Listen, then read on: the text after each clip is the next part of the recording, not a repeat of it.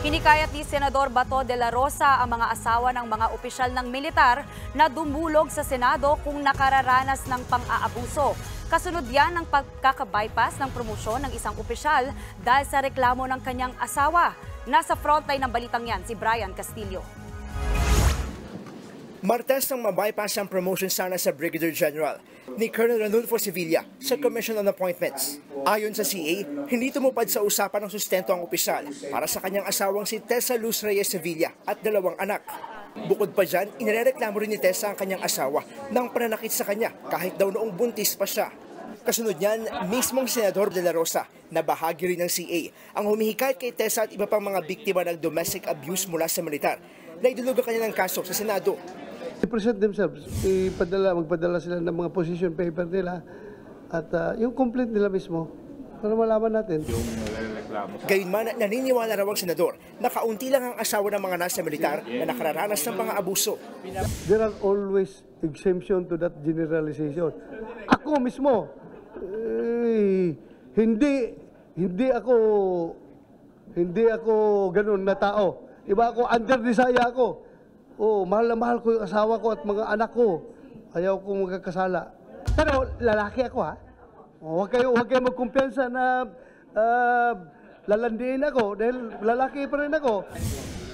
Gayunman, hindi rin doon nila mapapakialaman ang mga personal na problema, gaya na lang ng kinakaharap ng pamilya ni Sevilla. Kung we say, kami sa CA dapat hindi makialam dyan sa personal niya na buhay, ganun din ang stand ng mga liderato ng armed forces. All they could do is to give him guidance, advice, mga counseling, yun lang. Pero yung sabi mo, huwag kang mababae, huwag mong iwan ito, huwag kang pumunta sa ibang babae, ganun.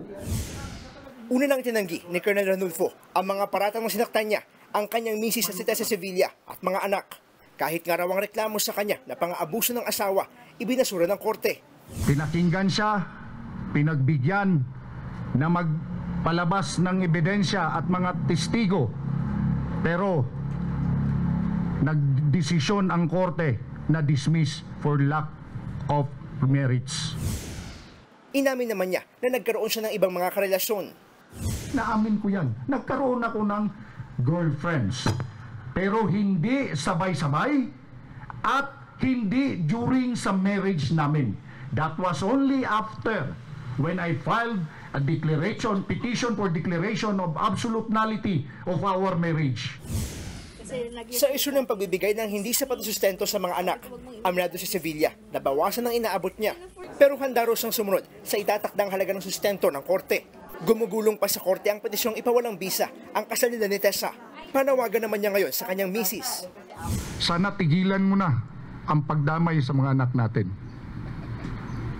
Ipawaya na natin sa korte anumang nangyari sa marriage natin. Ginagalang naman daw ni Sevilla ang desisyon ng CA sa kanyang promotion. Ang Armed Forces of the Philippines naman, tiniyak na aaksyonan nila ang mga reklamong kinasasangkutan ng mga sundalo. Nagbabalita mula sa frontline. Brian Castillo, News 5. Mga kapatid, Maui David po. Simula ng inyong araw na may alam at may pakialam sa mga may init at umaaksyong balita sa bansa. Para maging una sa balitaan, mag-subscribe at mag-follow sa social media pages ng News 5.